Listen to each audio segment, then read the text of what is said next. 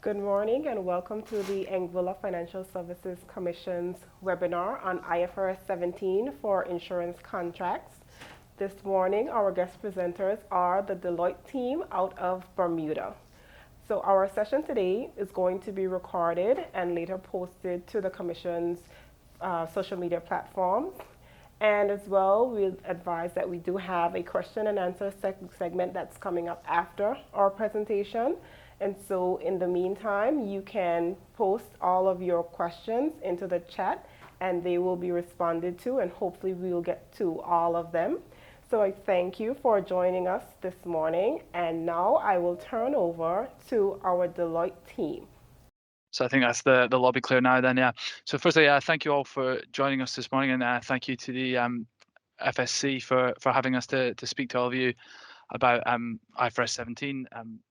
We know it's an important topic, and it's a new topic, and it's a challenge for the insurance industry. So we're hoping we can sort of provide some insight that will be useful for you to take away and think about, as well as just share a little bit of our experience to date. If you just go forward onto the slide that's got the bios on it, I'll just run you through who's here from our end. We've got Nina Kotza, who's our life expert on the IFRS 17 side with the life company. She's working across the region on IFRS 17 implementations and other things. And then you've also got myself, Alistair Lynch, who is a P&C expert. I'm working with a number of P&C insurers in the area across the full range of the implementation and the policy areas. But we've deferred the actual hard work of the speaking to the two Pauls. So we've got Paul Bortez, who's a life expert, and Paul McVeigh, who is a P&C expert. And we've got our agenda there. So we'll give you a bit of a background, a look at the measurement methodologies. We'll talk some about the business impacts of IFRS 17, so what we're actually seeing in the market and what the practical impacts of this change. Then they'll run you through slightly more detail on how the financial statements will change, because I think that's the first change that people notice. That's visually how this will look different going forward. Then we'll hand back to the Financial Services Commission to give you some more insight from their end, and then we'll open it up to questions. But if anyone has any questions, feel free to stick them in the chat as we go, and I'll sort of collect them up and share them around. But I think for now, I'll just hand you over to the two Pauls. Thank you very much, Alistair. If we just move on, let's just dive right into it. So first of all, we're going to talk about why there is a new insurance standard. So there are three broad reasons as to why the IASB introduced a new accounting standard for insurers. The first is comparability. Under IFRS 4, entities interpreted IFRS 4 in a wide variety of ways and implemented varying policy decisions. This was true even within insurance groups. This lack of comparability could also be felt between sectors of the economy. Revenues under IFRS 4 included deposits, which is not the accepted practice in other sectors of the economy. The second main reason is updated assumptions. It was unclear whether an entity's financial performance was attributable to their performance as an underwriting outfit or as an investment vehicle. This was because assumption changes due to insurance experience and the wider economy were aggregated as one change in reserve. The final reason was transparency. It was felt that IFRS 4 lacked key disclosures around the analysis of change. IFRS 4 also used the outdated model of cash flow-based accounting rather than accruals-based accounting. If we just move on to the next slide there, we'll just take you through the implementation timeline. So the following slide shows the implementation timeline of IFRS 17. The standard was first published in May 2017, and the comparative reporting period begins on January 2022, and the effective date of both IFRS 17 and IFRS 9, which is the financial instruments accounting standard, is January 2023. Next slide. So bit of a diagram here, but we'll walk you through it. So this is in respect of product classification. So insurers will first have to ascertain whether the products they write are in scope of IFRS 17, IFRS 9, or IFRS 15. The first question is whether the contract contains significant insurance risk, and this is defined as risk other than financial risk transferred from the holder of a contract to the issuer. If yes, the next question is whether the contract has to be unbundled. And this could be because the contract may include one or both of two things. So you first got a distinct investment component, which are amounts that an insurance contract requires the entity to repay to a policyholder in all circumstances, regardless of whether an insured event occurs. And the other component is a component for services other than insurance contract services. And that could be something like a vehicle service contract. If either of the above components exist, then they will need to be measured under the applicable accounting standards. So that would be IFRS 9 or IFRS 15. If there is no significant insurance risk, so we're back at the top of that diagram going down to no, then the contract is either an investment contract with discretionary participation features, where a policyholder benefits from the performance of a pool of underlying items. So that could be something like a unitized with profits fund, or a contract to be measured under a different accounting standard, like we've discussed previously. Moving swiftly on again. So let's compare IFRS 17 and IFRS 4. So the following slide takes a closer look at the changes to the insurer's balance sheet under IFRS 17 and IFRS 9. So the leftmost bar in each diagram represents assets, and the rightmost bar, which we are most interested in for this presentation, represents liabilities and equity. It should be first noted, as we touched upon in the previous slide, that financial instruments held by insurers will be measured under IFRS 9. And the obvious difference on the liability side of the balance sheet is that the technical reserves under IFRS 4 are now split into three distinct components under the general measurement model. These are the CSM, present value of expected cash flows, and risk adjustment. We will explore these items further throughout this presentation, but at a high level, this new insurance liability uses a discounted cash flow based approach, where by discounted we mean that the cash flows are in today's terms and reflects the time value of money. The liability also features an explicit risk adjustment for non-financial risks, and finally includes the CSM, or contractual service margin, which represents deferred profit and is adjusted prospectively for changes in the estimates of future cash flows. It should be noted that there exists a simplification under IFRS 17, which we will touch on, to calculate the insurance liability, whereby the CSM need not be calculated and a much simpler UPR-less DAC approach is used. And we'll explore this further in a couple of slides. So let's move on. Move on again. So here's the couple slides I was talking about. So how can these changes be achieved? So the aim of this slide is to show how the insurance liability can be calculated under the two main IFRS 17 measurement model: the building blocks approach, also known as the BBA, and the premium allocation approach, also known as the PAA. So we discussed the three components of the building blocks approach in the previous slide.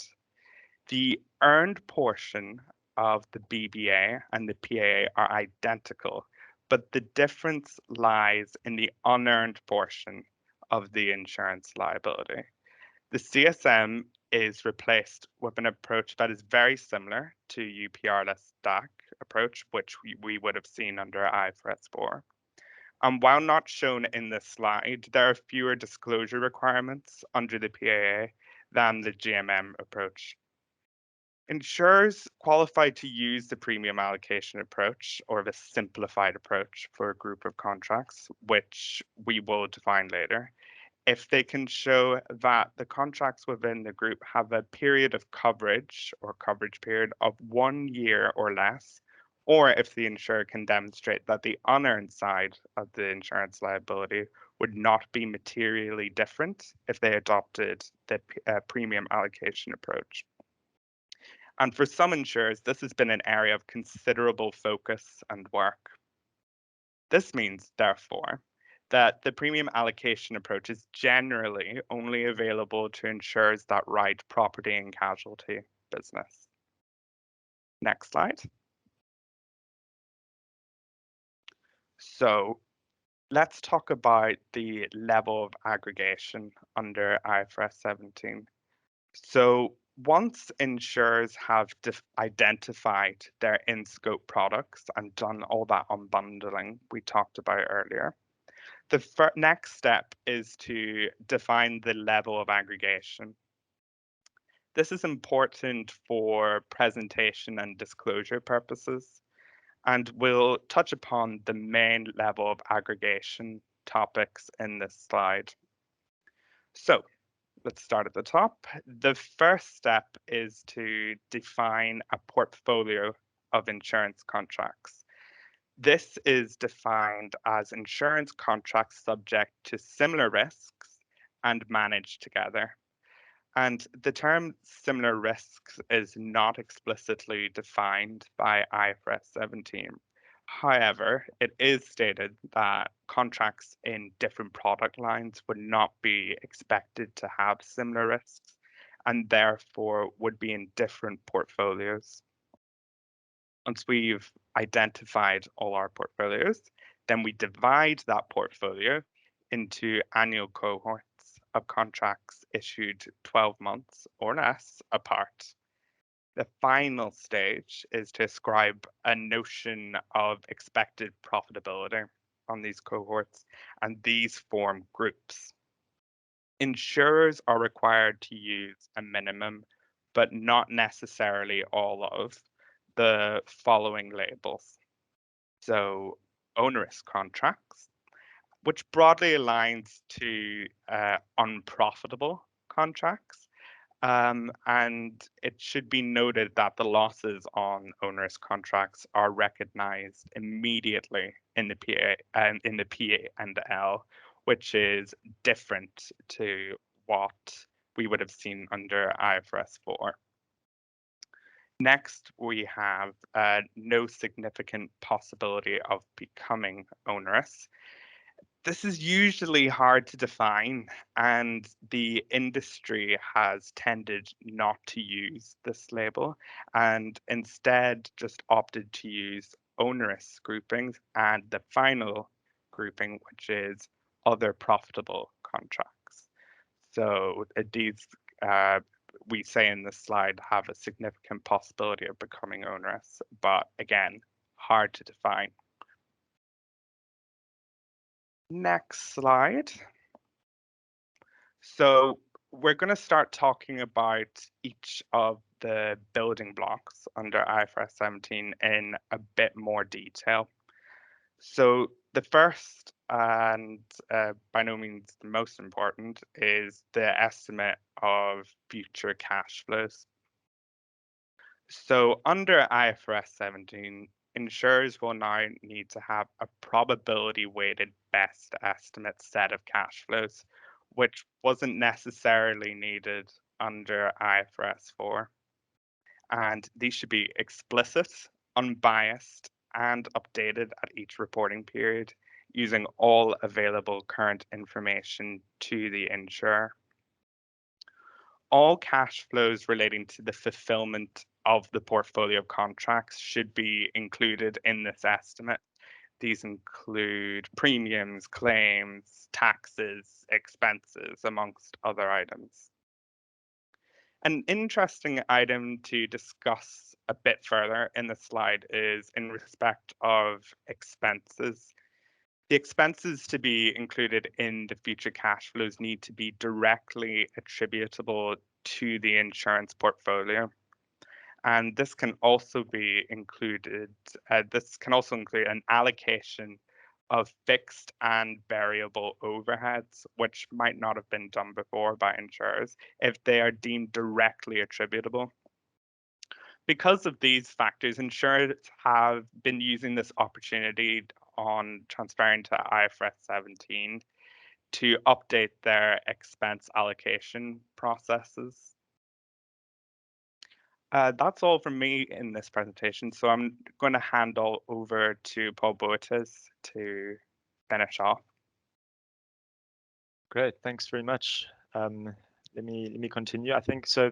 The next slide we talk about the second building block, which is the time value of money or discounting. So under IFRS 17, there's a bit more information that the standard has on discounting as opposed to what IFRS 4 has. So basically, as one of the requirements in determining your liability under IFRS 17, you need to account for the time value of money. So the standard isn't very prescriptive around how you should discount your cash flows and account for the time value of money, but there is quite a bit of guidance that has come out, through the standard and also just through industry thinking and industry approaches. So basically, there's two approaches the standard outlines. The one would be the top-down approach, and the other would be the bottom-up approach. So the top-down approach would basically say, well, let's start with a reference portfolio of assets that reasonably matches our liabilities. And then what we should do is basically remove any aspects of this reference portfolio's expected earned rate that do not have anything to do with the liabilities. So, for example, any duration mismatches, any credit risk inherent in the earned rate on this reference portfolio of assets, and any other factors that aren't relevant to the insurance liability. So the key under IFRS 17 is that your discount rate should reflect the characteristics of the liabilities themselves and not the characteristics of the assets backing liabilities. So that's quite a change from how things are generally done under IFRS 4. So the general approach in industry, it differs from jurisdiction to jurisdiction, which is firstly one of the issues with IFRS 4 because there's not a lot of comparability between different jurisdictions. But for example, what you'd see in the UK and South Africa is you generally have a discount rate under IFRS 4, which reflects the expected earned rate of your underlying assets backing the liabilities. For example, in Canada, you'd have the Canadian asset liability approach, the CALM approach, which also is quite similar, where you're looking at your underlying assets and what rate would be required of those underlying assets to match your liabilities. So the difference under IFRS 17 is that your discount rate should not reflect the characteristics of the assets backing the liabilities, but it should rather reflect the characteristics of the liabilities themselves. So the top-down rate basically says we can start with your assets, but you need to remove any aspects of the earned return on those assets that are not reflective of the liability characteristics. Another approach is to start rather with the risk-free rate. So if we go bottom up, we start at the risk-free rate, and then we say, well, let's adjust our risk-free rate for any characteristics of the liabilities which are not captured in this risk-free rate, which is generally, risk-free rate. What generally happens in industry is the insurer would select a risk-free rate by looking at sovereign bonds or swap rates with perhaps a credit risk adjustment. And once we have our risk-free rate, we can adjust it upwards generally for the fact that liabilities are not perfectly liquid like you would see in the sovereign bond market or swap market. So once you've allowed for the fact that your liabilities are generally less liquid than sovereign bonds, for example, you will arrive at your IFRS 17 discount rate. And the thinking is that both the approaches, the top-down and the bottom-up approach, should get you basically the same answer because they're achieving the same thing. And that is determining a discount rate that reflects the characteristics of your liabilities. So generally what is seen in the industry is that there has been quite a significant financial impact on the change in discount rates. It obviously depends on the type of insurance that an insurer writes. So for example, insurers that write more long-dated insurance contracts like annuities, the impact can be quite substantial, whereas for short-term insurers, P&C insurers, the impact will not be as large. the important thing to note for P&C insurers is that although the financial impact may not be especially large in low interest rate environments, what it may be quite a change is the fact that previously, some P&C insurers would not discount their liabilities. And the standard does require discounting of liabilities if the liabilities are expected to be settled in longer than a year. So that may be a bit of a change to current.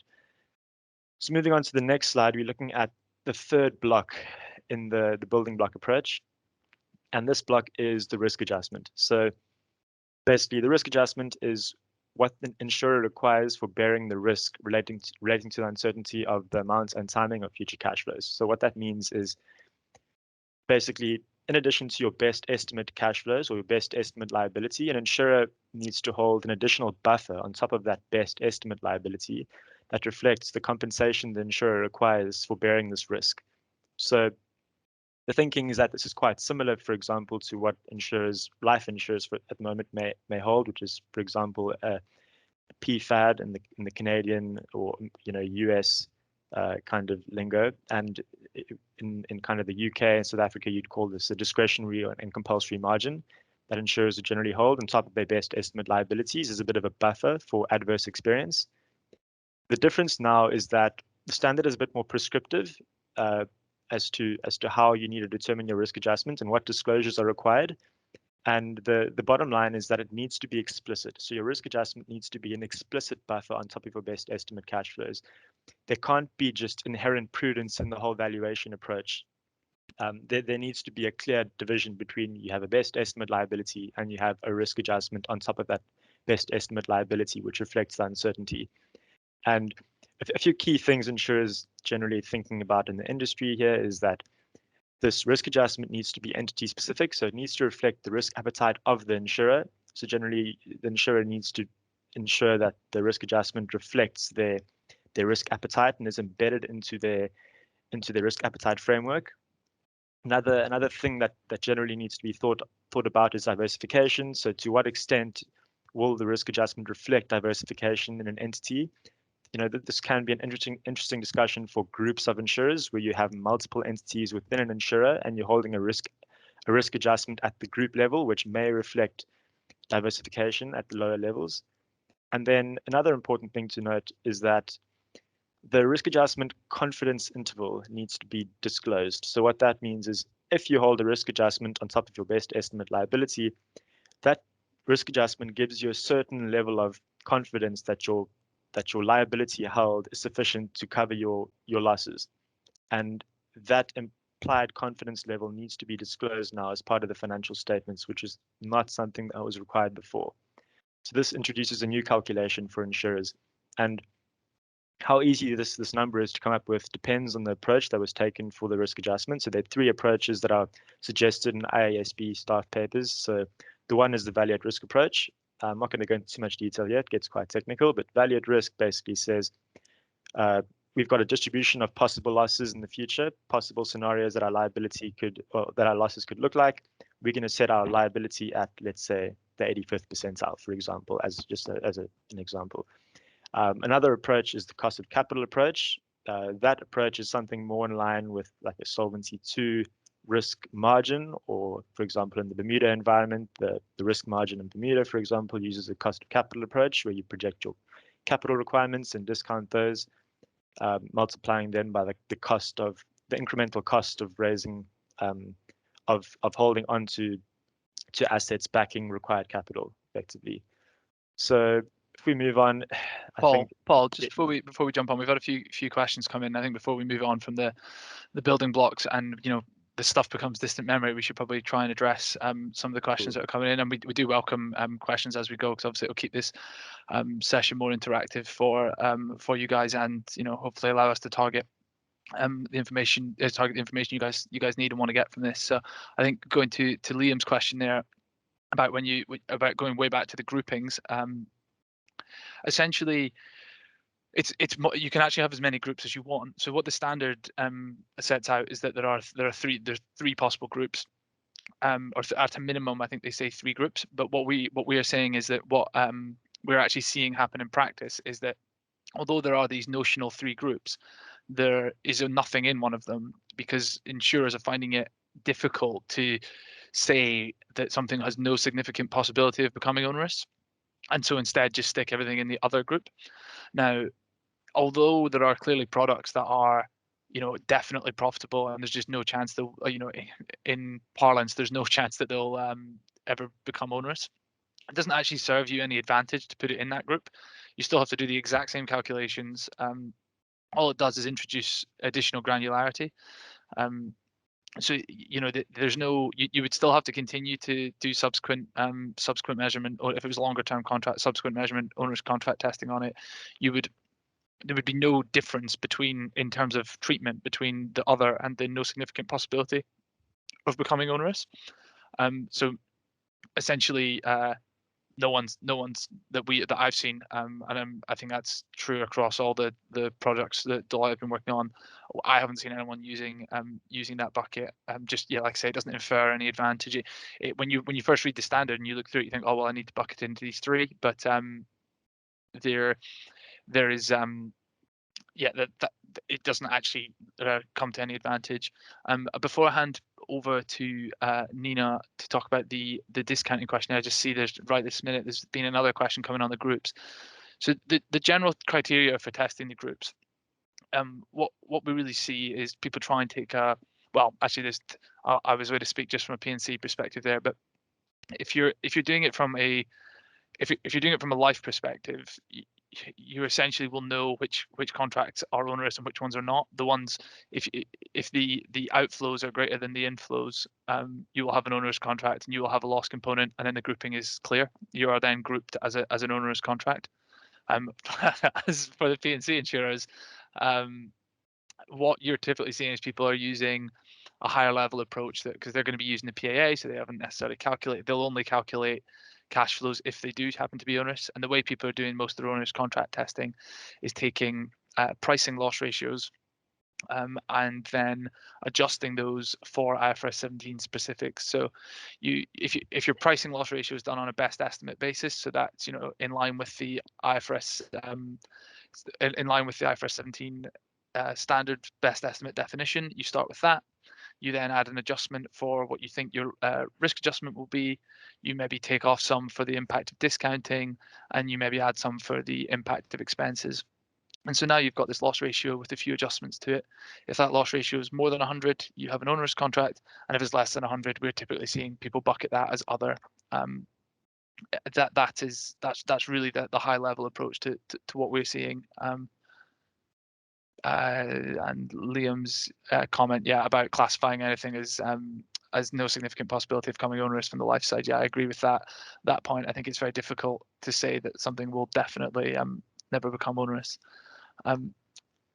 Okay, I will now just throw to Nina on the discount rate questions there, and then maybe you can throw back to me for the risk adjustment questions, and then we'll throw back Perfect. to Paul to continue.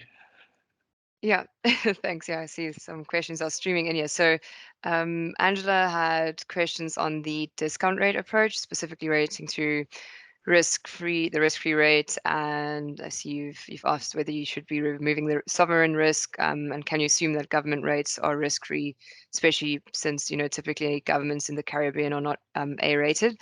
So this is actually a very good question, and we definitely have dealt with it in the past. So generally, like what we found is, if you don't view, or you can't reasonably view your government rates as risk-free necessarily, then you can look at the specific currency to understand whether it's pegged to another currency. So let's say you peg to the USD, you can use that to inform your risk-free rate.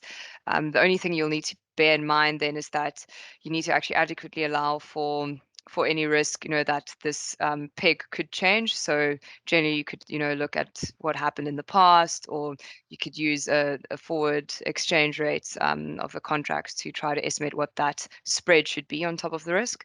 Otherwise, if your local currency is actually not pegged to another currency, what you could do is look at your short nominal rates. So essentially what your central bank is offering for deposits.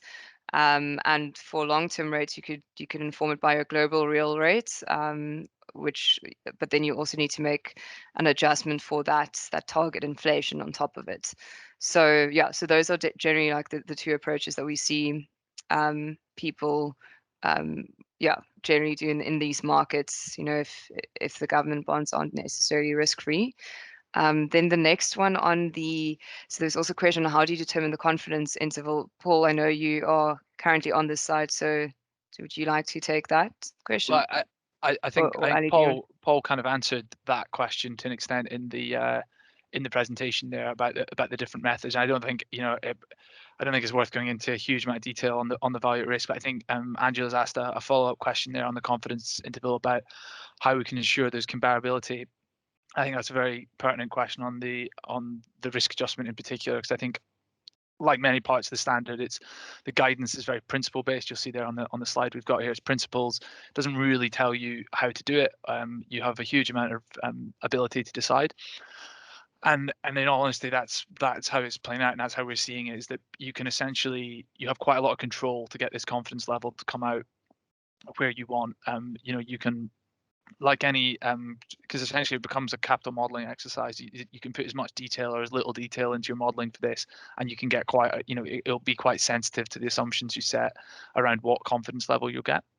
And so to the point of comparability, our expectation is that when the standard goes live, insurers will look to benchmark around their peers and try and get to a similar spot. And we're already seeing that. So Deloitte globally have carried out some surveys of different tranches of insurers and different markets to try and get to an idea. And we're finding from clients that they're very keen to know what their peers are looking to put as their confidence level. So that I can talk about that. That's, we're seeing at the moment, we're still seeing on the P&C side anywhere from 65 to sort of 85. I think the life side's maybe slightly higher, but it's still wide open. But really, what I long time think will be the comparable measure won't be the confidence level at all, because like I say, that confidence level's very insurer specific. It's very sensitive to the assumptions you use in calculating it. What I think might end up being a more useful comparable metric among insurers is just looking at the risk adjustment as a percentage of the best estimate. So just looking at, essentially you're saying your risk adjustment uplift is 10%. And if you've got two broadly similar insurers and you're saying one of them is looking at a 10% uplift and the other one's looking at a 15% uplift, you can, regardless of what they're claiming their confidence interval is, I would probably be more comfortable with them. I would be more comfortable that the one with the higher uplift as a percentage of the best estimate is a more secure or more risk averse insurer. So that's from what I've heard, that is certainly an angle that investors will potentially be looking at, and it's likely to be a metric that the regulators look at as well going forward. So I think we've got through the questions there on the building blocks, and I will throw back to you, Paul B, to continue with the presentation. Sorry for jumping in there, Paul. Cool, no problem. Thanks, Ali. Thanks for answering the questions. I think, just to add on the risk adjustment from the life side, the focus is generally on the dollar amount rather than the confidence level. It's obviously financially that the focus is rather on the dollar amount, the financial impact to P&L on transition and on ongoing profitability rather than the actual confidence level. I don't think it's something that's super high on insurers' agendas necessarily, rather than just making sure that financial impact is reasonable. And obviously a benchmark as transition happens from IFRS 4 to IFRS 17 is, for example, on the life side, the discretionary and compulsory margins, or the PFADs, kind of trying to make those comparable and understand how those are changing compared to the risk adjustment under IFRS 17 is something that insurers are generally looking at. Yeah. And I think we've spoken to a lot of the stakeholders there on the risk adjustment, but the other one I think is the auditors on the dollar amount. They're obviously more focused on the dollar amount than they are on the confidence level. So the confidence level is just a disclosure. So I think that there's less focus on that from auditors, as far as I've seen. They're more focused on how you calibrate the dollar amount, less focused on what the confidence level is. Yeah, totally agreed there. Cool. If there's no more questions, we can continue with the next slide. So the next section. So This section, we're going to talk about the business impact, and we're also just going to touch on the financial impact. Just obviously the financial impact will differ from insurer to insurer, but just a few high-level talking points on the possible financial impacts under IFRS 17. So, looking at the left, we're looking at more the operational side of things. So, firstly, a best estimate liability and explicit risk adjustment needs to be calculated. So depending on how modeling is done currently, this could introduce a significant change. For example, on the life insurance side, if there's an inherent prudence in the reserving approach, it might not be appropriate to continue with that approach under IFRS 17, where you need a very clear distinction between your explicit risk adjustment and your best estimate liabilities. And on the P&C side, for example, there also are a few considerations for insurers depending on what their current approach is. Looking at expense allocations under IFRS 17, so there's a bit more prescription now in terms of what expenses you can include and capitalize in your insurance liability. So what we're seeing in the market is generally insurers are re-looking at their expense allocations in line with IFRS 17 to make sure it's in line with IFRS 17. You need your expenses under IFRS 17 to be directly attributable to fulfilling insurance contracts, which isn't necessarily the case under IFRS 4. I think a bit more of a broader definition of expenses that generally is used in your insurance liability. Looking at your CSM calculation, this is now more looking at longer duration contracts that aren't measured under the premium allocation approach or the simplified approach under IFRS 17. So the CSM calculation is quite complex for insurers.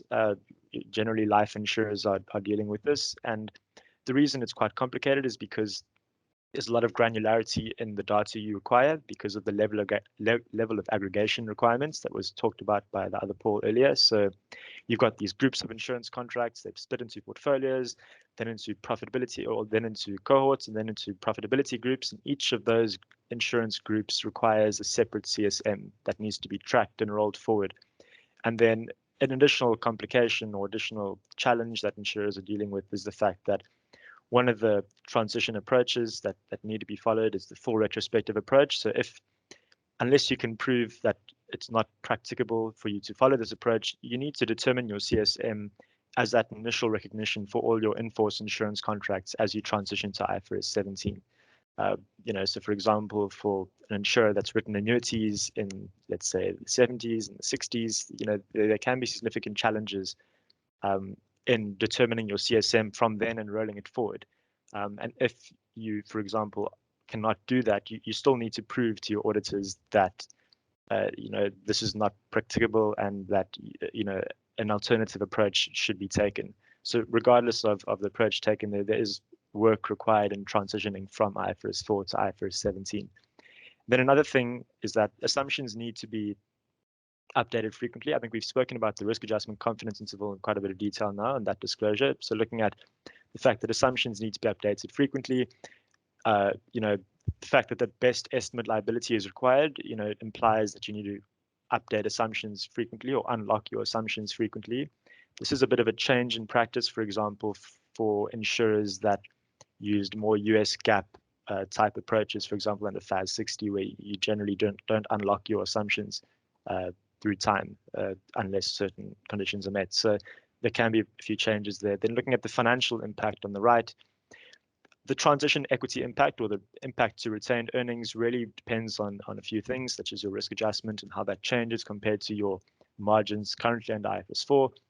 And then there's the discounting and expense allocation impacts, which also could come through depending on what is currently done under IFRS 4. I think the important thing to note here is it really does depend on the current approach. Then looking more at ongoing profitability, so moving past the transition date, looking at profitability on an ongoing basis, how that'll be impacted.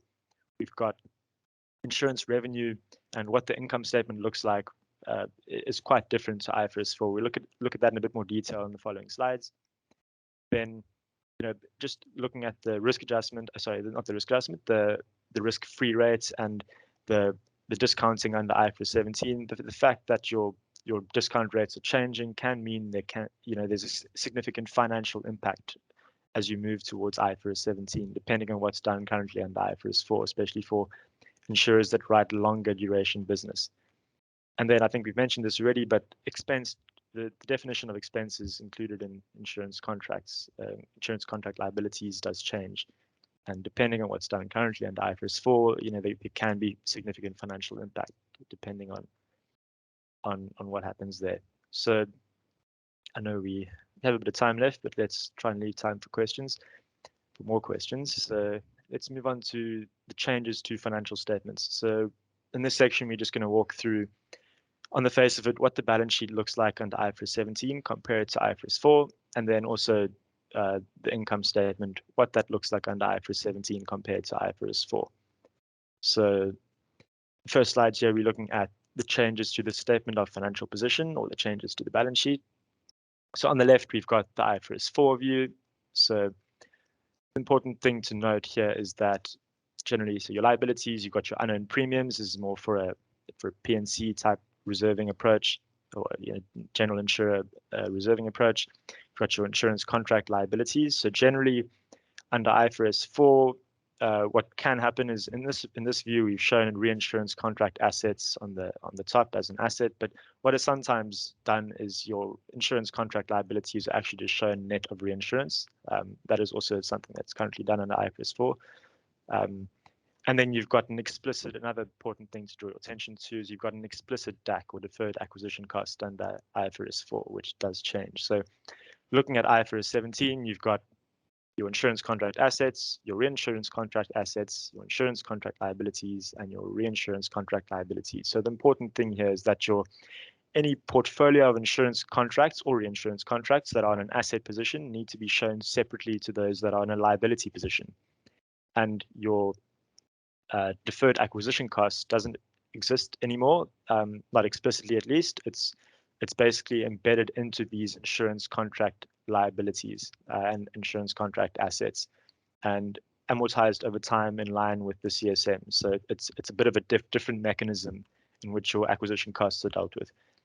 So looking at the next slide, if we move on to the income statement, or the statement of comprehensive income, there's a lot going on here, but let's try and summarize it, without going into too much detail. The following slides will look at the different components of the IFRS 17 income statement.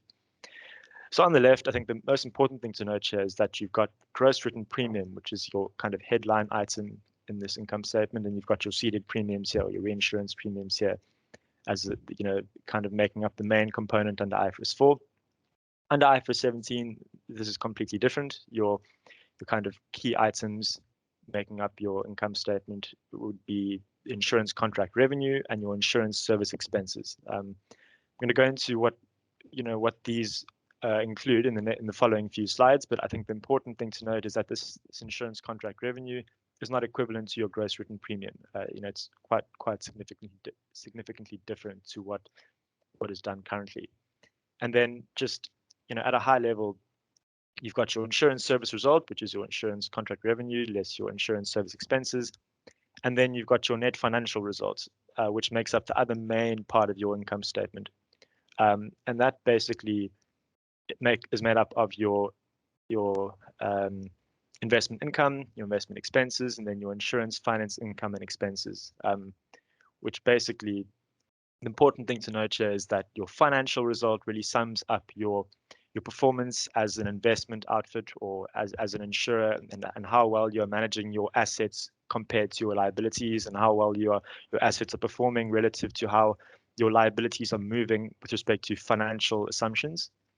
Then your insurance service result really looks at your underwriting performance. So there's a clear distinction now between your financial result and your insurance service result. So looking at the next slide, we're going to go into a bit more detail. So on the left, we've got the building blocks under IFRS 17. So we've got the best estimate cash flows, we've got the discounting, the risk adjustment, and we've got the CSM. CSM is only applicable if you're taking the general measurement model, or the building block approach. It's not applicable for the unearned premium reserve approach, or the premium allocation approach that generally shorter duration contracts would have. So we're going to try and map the building blocks on the left to how the building blocks on the left change to how they impact your insurance, your statement of comprehensive income. So the first thing is that our insurance revenue is made up of the following items. So it's made up of the release and expected cash flows coming from our best estimate cash flows here. So that's basically our expected claims and expected expenses. So, the important thing to note here firstly is that this is quite an actuarial number. Gross written premiums wasn't exactly, necessarily an actuarial number per se, but, the release and expected cash flows is really an actuarial number. So, you see actuaries owning a lot more of the income statement now compared to IFRS 4. So you've got your expected cash flows, you've got your movements and risk adjustments. That's your release and your risk adjustment, this building block here. Then you've got your amortization of your CSM, or your CSM is your contractual service margin. Then if we look at our insurance service expenses, what we have here is this is claims paid and incurred, and kind of a few other smaller items that are not as important necessarily, but you've got your experience adjustment for past service, and you've got your onerous contract losses. So if you write any loss-making business, the loss is recognized straight away as an insurance service expense. And then you've got any amortization of acquisition costs that are embedded in your insurance contract liability. So these two components here, your insurance revenue, insurance service expenses, really make up the main component of your insurance service results. And then basically, if we move forward, we look at the impact of discounting your liabilities. Comes through as an insurance finance income and expense. So that's the unwind of your discount rate, current or locked in rates, depending on a few accounting policy choices which are available under the standard. I won't go into detail about that, but there are some accounting policy choices that need to be made here. But basically, the key thing to note here is we're splitting out our underwriting activity, which is the green and the blue here, from our financing activity, which is our unwind of discount rates. And then we effectively comparing our insurance finance income and expenses to our investment income. Investment income is likely to change moving into 2023 under IFRS 9. It's not the topic of this discussion here, but something to note. Most insurers are generally looking at transitioning to IFRS 9 in conjunction with IFRS 17, and generally insurers try and ensure that their accounting policy choices under IFRS 9 and IFRS 17 speak to each other and make sense in the context of each other. Then looking at the next slide, the impact of changes in discount rates. This is talking about the accounting policy choice I was talking about earlier. There is the possibility of taking this impact of changes in discount rates through other comprehensive income. If that accounting policy choice is not taken though, then this impact of changes in discount rates would go through your insurance finance income and expenses. It's quite technical. I don't think it should be a big focus now at the moment necessarily, but I think the important thing to really note is that your underwriting activity top is split out from your financing activity on the bottom. And there are some accounting policy choices that you can take to try and minimize the asset liability mismatch. And I think most insurers over here are trying to ensure that the accounting policy choice aligns with what they are doing under IFRS 9 as they transition to IFRS 9 as well, if the deferral option was taken. So if there are no questions at this point, we can continue. So the last slide here, we're really just going to look at, what Deloitte has done currently in Bermuda region, Deloitte Bermuda has done, Deloitte globally has done, and just looking at how Deloitte can help Anguillian insurers. So basically, let's kind of walk down this road from top to bottom. So, firstly, IFRS 17 education, provide IFRS 17 background updates to board of directors and stakeholders, and can tailor sessions to meet needs of an insurer depending on types of products an insurer writes and the particular context of their environment and their particular approach to IFRS 17.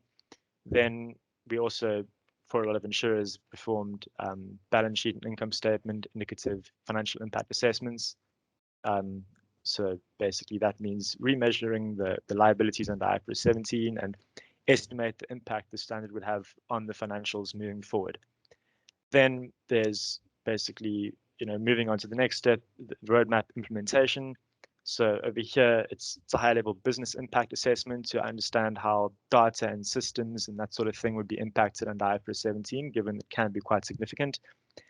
Then looking forward from that, there's policy decisions. So as I've mentioned, there are a few accounting policy decisions. I've talked through one, for example, in the previous slide, but there are a few others. And there's, given it's a principle-based standard, there are a lot of areas for judgment, and especially actuarial judgment, where Deloitte can assist. And then kind of looking at the last step here, as insurers transition to IFRS 17, we're going to be quite involved in using the results of the financial impact assessment and the business impact assessment to actually determine the transitional balances. So depending on what approach is taken, justifying impracticability, for example, and determining what approach is appropriate moving forward to IFRS 17 is something Deloitte can assist with as well. So I know we've got quite a bit of time left, which is probably good, because based on the previous break we had, it seems like we had a lot of questions. So feel free to fire away. I know the Anguilla and FSC would also like to have a few comments. So I don't know if they'd like to do that first, close with their comments, or if there's any questions, we can maybe address that now and then move on to any comments from the FSC. Take the silence as no questions, or Okay, well, I thank you all for that presentation so far. It was an absolutely insightful presentation on the standard. We're just going to jump into our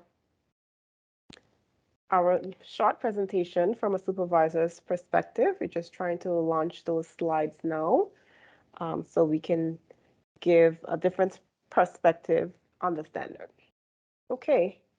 So now we're just going to get into some of the activities that have been going on from the regulatory side of things, and our expectations really of the industry and the progress that they should have made up until this point, knowing that the standard comes into effect on the 1st of January 2023 for any reporting periods beginning on or after that date. So time is of the essence right now, and so we will start in terms of our expectations, as I said. And the first is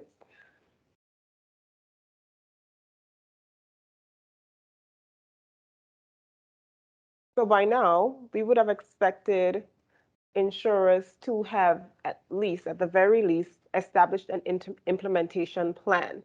So this would be your project plan of action as to how you would set out your objectives and your milestones with dates for achieving those, and have a clear path towards readiness when the implementation date arrives.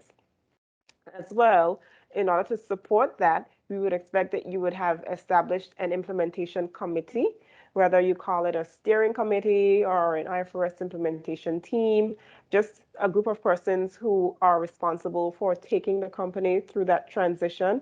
Those would be the leaders of the initiative, where they outline the roles of everyone, and they kind of lead the charge in making the transition from IFRS 4 to IFRS 17.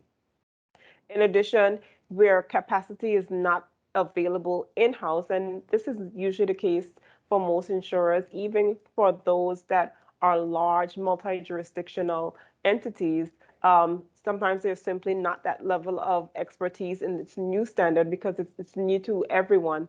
Sometimes it's just necessary to engage with a consultant that will be able to advise you, that will be able to assist with putting together your internal studies, your impact studies.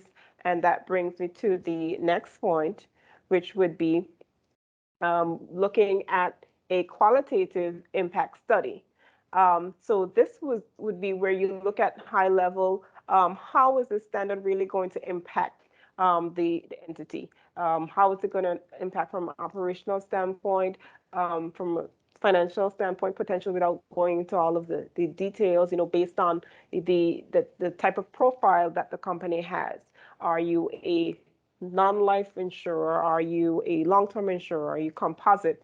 That adds to the complexities, and you will be able to get a high level understanding of what is the level of work involved with your transition and what is the potential impact. As well, you should have been started on looking at, or even in the process of making changes to your information systems. So this is an area which is very, very high impact when it comes to the standard because it's very, very data intensive. You have to have very granular levels of detail, especially depending on if you're a life insurer, you have those long-term products for your bundling into different cohorts of portfolios of information. Your information systems is very, very critical. And in addition to that, it would be critical to have those tested out ahead of time so that when the implementation date comes, then you would have ironed out the majority of the kinks and be able to move forward on a smoother basis.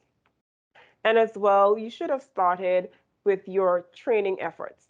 Now, this would involve, of course, the finance persons within your organizations, but as well, your other staff need to be aware of the changes that are coming. This will translate into internal procedural changes, system changes, and most importantly, the boards of these insurers need to have a critical awareness of the importance and the impact of the IFRS 17 standard. There needs to be buy-in at that level so that the internal change and the transformation can be driven at that level where resources can be committed and just an overall push to get everyone in the right direction. And I know at times resources can be a challenge, but at the same time, if the implementation date is coming, the likelihood of further deferrals is very, very low. So we would encourage all insurers to really get moving as fast as possible as they can on making these changes towards the transition date. What can you expect from us in this process? So the Commission, as well as any other insurance authorities, are also grappling with the transition to IFRS 17 internally. So we have to have our own internal implementation plans, we have our own teams, and we're undertaking efforts to make sure that we ourselves are ready and that we're helping the industry to get ready.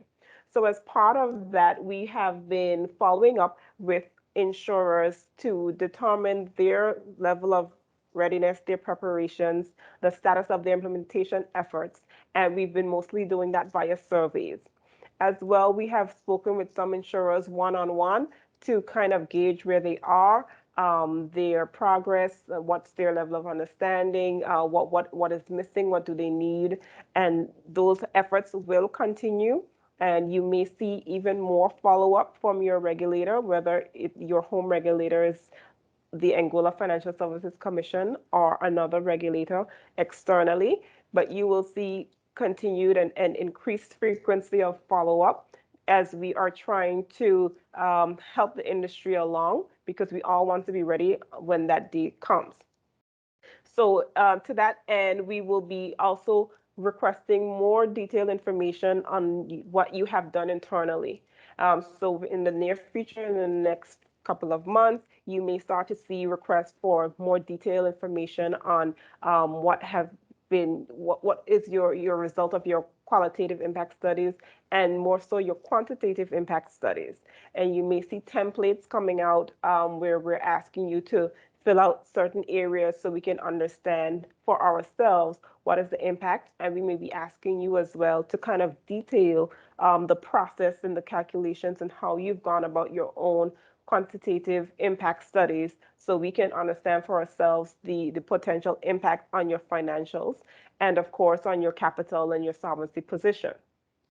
So going from that now into there will be other changes for us internally where we have to amend solvency calculations based on the IFRS standard. We will have to update our statutory reserve and deposit guidelines because currently for Anguilla, those are based on some very specific measures and line items that will just simply not be present under the IFRS 17 income statement or the balance sheet. So we have to revise that for IFRS 17 or IFRS compliant insurers. And as well, of course, the reporting forms will have to see some adjustments. So we will be consulting on all of these things, including any amendments to legislation to accommodate these changes for IFRS 17. So we're hoping that these can be circulated by the middle of the year, so that the industry can have an opportunity to comment, to review, comment, provide their feedback, and then we can have a second reissue or circulation of those amended forms, amended regulations, legislation, so that everything can be in place for January 1st, 2023. So that is our perspective. I will say as well, there was discussion on the discount rates.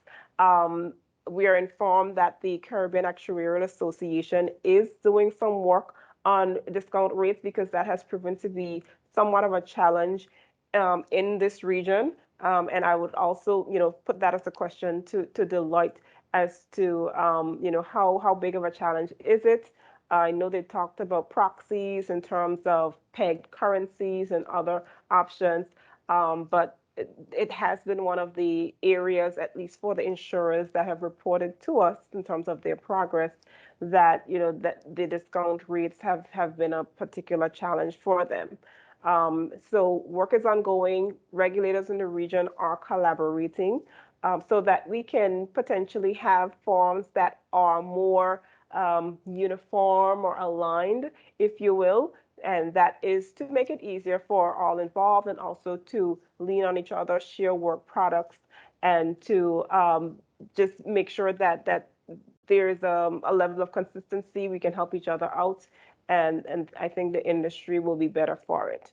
So those are my comments in terms of the supervisory perspective, and I will now open the floor again for any questions.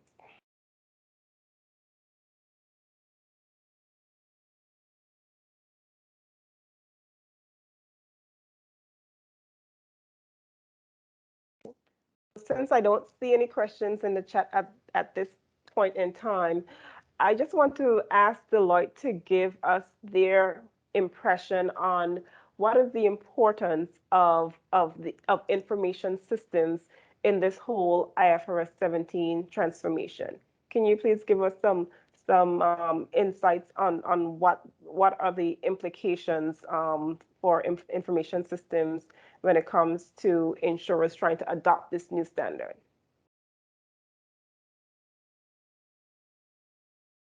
Yeah, I can certainly speak to that from the P&C side. Yeah, I think the obvious answer is that, yeah, very, very important. And obviously most of my experience on this has been in the UK, or in lately, obviously more in Bermuda. The limited experience I have had in the Caribbean, I think it's been noted that the data and systems piece is potentially even more of a challenge. Like there seems to be more of a trend to that insurers are either have an older legacy system that they're using here, or are hoping to use IFRS 17 as a sort of platform to enact change, not just to get to compliance with the standard, but also to sort of transform their internal systems and get the benefits from that as well. So I think clearly that is a very important piece of the puzzle. I think we're also seeing a lot of important decisions where it makes a huge difference to the cost of the implementation, whether you party with a third-party solution like IT solution provider, information system solution provider, or whether you go for an internal build sort of based on spreadsheets and a more rudimentary system, or whether you have some sort of hybrid approach. And I think an early part of an IFRS 17 implementation is about that vendor selection. Do we reach out to I won't name them, but the various options that are out there for all end-to-end IFRS 17 solutions that can be incredibly powerful, but also incredibly expensive, and potentially overkill for some insurers. I think as well that the complexity and refinement of the solution that you select depends on the complexity of your business, the measurement model you're using, but also like what are you trying to get from IFRS 17. So as I touched on before there, you've got some insurers viewing this just as a compliance exercise, like they're just desperate to get compliant with the standard and continue on as is. Other insurers are looking at it as more of a finance transformation opportunity, and potentially trying to move towards KPIs and performance metrics based on IFRS 17 language rather than IFRS 4 language, and having a having a more elegant information system solution for to that end is incredibly valuable. But yeah, it's clearly a massive decision, and the data requirements of IFRS 17 are more onerous than they were on IFRS 4, even for P&C insurers. So even if you want to do as little as possible, there isn't really an option to stand still. You have to make some developments, either internally or bringing in an information system solution that from one of the various external providers. Yeah, just to sort of build on what Alistair said, from a P&C perspective, this could be the first time that P&C insurer, particularly if they're operating under a different regulatory authority, will have to store lots of yield curves, or will have to store multiple model runs within their systems where they didn't have to before, or store actuarial best estimates and assumptions. So it's really important for P&C insurers to have a look at their systems to see whether they are robust enough for the challenges of IFRS 17. Yeah, and I think it's worth just doubling down on that, Paul. That it's not just a systems piece from that perspective; it's a process piece as well. So there's new processes that you like I mentioned you can build in house, but you need to have the controls around those processes to make them work, or you kind of keep it all in an IT environment, separate. And I think that decision point is absolutely critical for every IFRS 17 implementation. And obviously it's such an expensive decision that it's one that boards are interested in hearing the opinion of the IFRS 17 implementation team within a company as soon as possible. Sorry, Nina.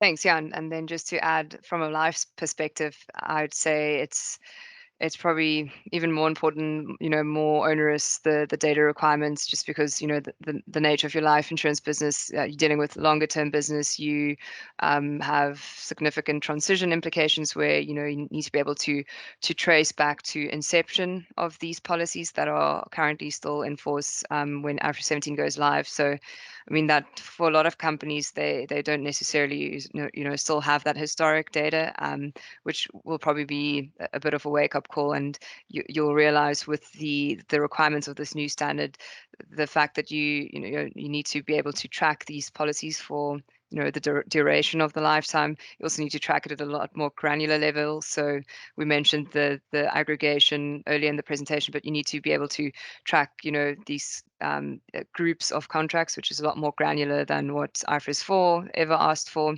And then, similar to what Paul McVeigh was also saying on, the discount rates, there's also the risk adjustment and the CSM roll forward implications that also link to that.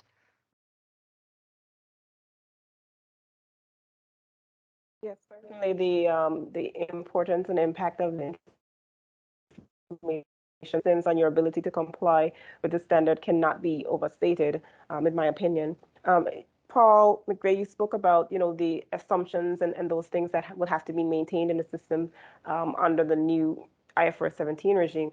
So can you speak towards what is the level of cooperation that is expected between accountants, auditors, and actuaries? Because in the previous world, they did not interact very much other than one relying on the other. But can you explain a bit about how IFRS 17 will require potentially more cooperation between auditor and actuary? Certainly when insurers are implementing IFRS 17, the actuarial and accounting decisions really shouldn't be kept from the auditor. The auditor should be involved at every step of the process. You don't want to go too far into an implementation solution, such as saying all my products are PAA eligible, and then at the last minute, your auditor will turn around and say, well, maybe we don't like the approach that you've used. So really getting auditors' input at all times is really important, and bedding down any materiality considerations as well. So particularly for insurers in Anguilla, you may want to use a higher level approach than what is stipulated in IFRS 17 based on materiality considerations, and your auditor will be able to help you with that. Yeah, I think simplifications and policy choices are the key things to get in front of your auditors early. And I think I think a big concern from insurers over the last while has been the auditors. So full disclosure, Deloitte have largely been acting as an advisor. We don't actually audit in Bermuda, and we don't audit too many large IFRS insurers. So we've seen this from the side of we've been supporting clients reaching out to their auditors. And usually the issue that clients are facing is that auditors are keen to charge a lot of money and not necessarily provide concrete sign off on things. I think that's changing now. I think we're seeing, all the auditors are getting a little bit more to grips, either in the region or can reach out internationally within their network to get the insight to allow them to actually sign off on some policy decisions. So I think, yeah, at this stage, everyone should be engaging with their auditor. I think just wrapping around to Charles' question on the engagement or the connections now between actuaries, auditors, and finance. Obviously, that's increasing, particularly between actuarial and finance.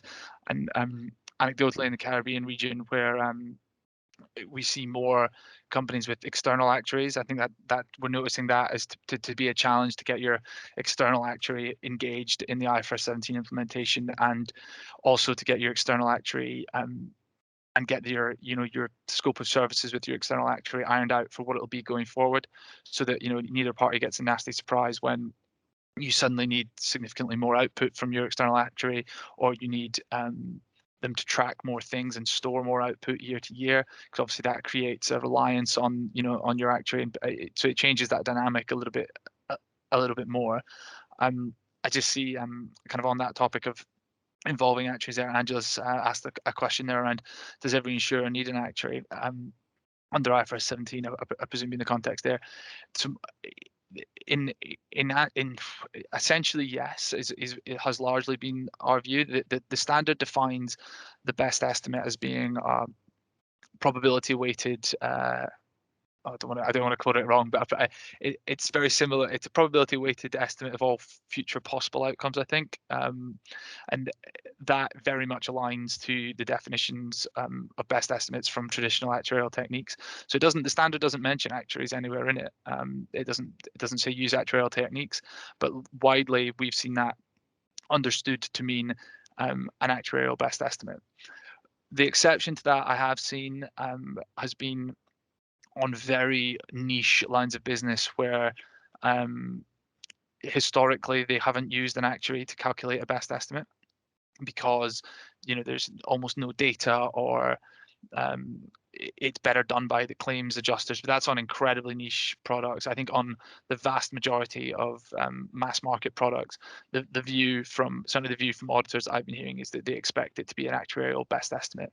And then I think that's sort of where you need an actuary. I think the actuary can also provide a lot of benefits beyond just just being required. I think that the risk adjustment calculation and the discounting calculations that we've spoken about a bit, are another area where the actuarial input, it's not essential, but they're obviously areas where actuaries are best placed to support. So in my view, almost every insurer is going to need actuarial support for for IFRS 17. And I think that answer probably applies to the life side as well. I'm not sure if you've got anything to add. Yeah, and based on what we've seen in the market as well, it does seem like companies, especially companies that currently have outsourced actuarial functions, are actually using this as an opportunity to build an internal actuarial team.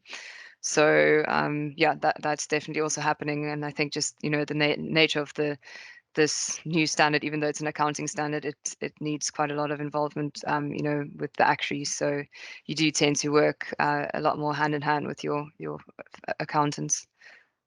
Yeah, the other probably point on external actuary I just wanted to mention there that we've seen a little bit from insurers in the Caribbean has been where they have an external actuary based in the US, where, you know, IFRS 17, obviously there are some special cases where there's parent companies and stuff that require IFRS reporting internally from US, but the vast majority of US-based actuaries aren't really touching IFRS 17. And so I think we've seen a couple of clients a bit of a challenge there, where the external actuary isn't necessarily up to date with what's going to be required from them from IFRS 17. So that's probably just another challenge to highlight there. So I just seen one more question come in on the chat. Yeah, so the confidence level used in your risk adjustment calculation, so that it's in line with your compulsory margin, and I'm assuming compulsory margins like a solvency margin there. No one will be using a confidence interval that high. Yeah, because as you pointed out there, if you use the confidence level at the 99.5th percentile, you would end up with a massive margin on your balance sheet. So the risk, so the risk, it's to do with the, as you pointed out, it's to do with the insurer's individual risk appetite, but it's not that risk appetite is unlikely to align to a sort of solvency risk measures where you've got a 1 in 200 or a really far out in the tail expectation of that confidence interval. The confidence interval is we're seeing it way lower than that, and given the skew in the distribution of insurance reserves or insurance cash flows on our own side as well, the 99.5th is a lot higher than the say the 75th or around that area, where we're seeing more of the confidence levels go for the risk adjustment. So the risk adjustment as a percentage of the reserves, we're not seeing it being an enormous amount on top. And often what we're seeing as insurers move from IFRS 4, they're just they may already hold a management margin above their best estimate, and obviously, as we've discussed on an IFRS 17 best estimate, you can't have that prudence. So what a lot of them are doing is just rebasing their previous margin into a risk adjustment and finding a confidence level for it through that. So hopefully that answers your question there, Liam. Just to sort of build on the beginning of your question there, Liam, like, are you seeing insurers considering the implementation and transition impacts of the risk adjustment? Yes, when we're doing financial impact assessments, risk adjustment is a key driver of the equity impact. So insurers are keen to see sensitivities around that parameter. So yes, it is taken into account. And to add to that, on the whether they're trying to, I mean, I think I'm reading from what I see in your question, are insurers trying to kind of minimize the impact as they transition, by aligning it with their compulsory margins, for example, and IFRS 4. That's certainly a consideration, but I think, auditors are obviously still interested in independent of what's done under IFRS 4, just aligning with the principles under IFRS 17. That, the question here really is for auditors then whether they are comfortable with an approach that pretty much just solves for the lowest possible transition impact.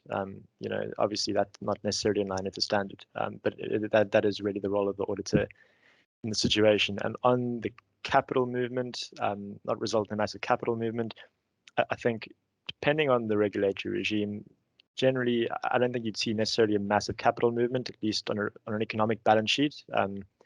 At least in like the UK, for example, nothing really changes in the Solvency II. Your technical provisions are still your technical provisions. Your risk margin under Solvency II doesn't change as a result. It does depend. For example, in Canada, the regulatory regime rather takes your IFRS balance sheet as a start and then moves and makes some adjustments for intangibles, for example, to get to your economic balance sheet. There are considerations there.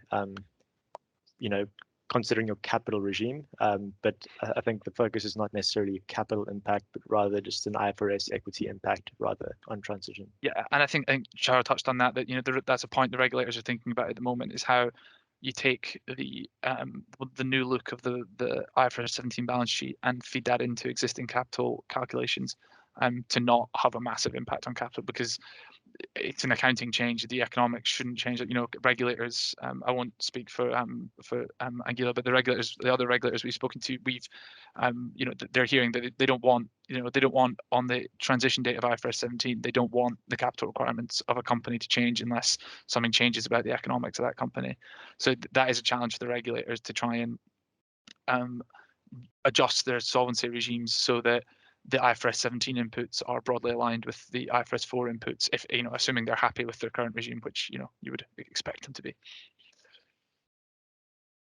Yeah, that's actually correct. We're not looking for a huge disparity in the economic position of the entity. That's not what the standard is about. So as you said, we will kind of have to recalibrate our own our calculations, because as I said before, they were based more on some very specific line items that are going to not exist, or the measurement is different.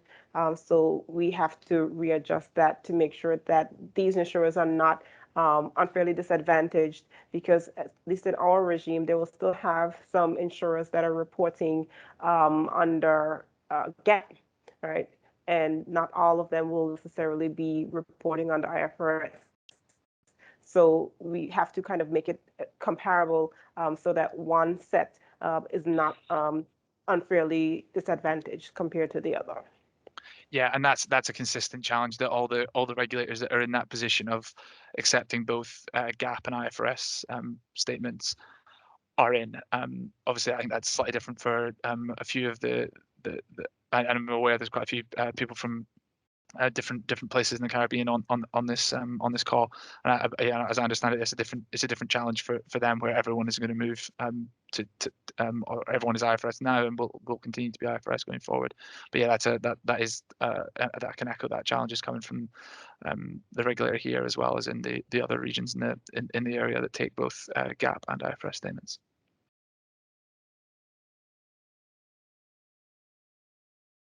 So we certainly have exhausted our time and went a little over. So what I would just ask you to close with is any key takeaway. What are your key messages, especially for those that are at the head of these insurance companies? What is the key message that you would want to leave with them today?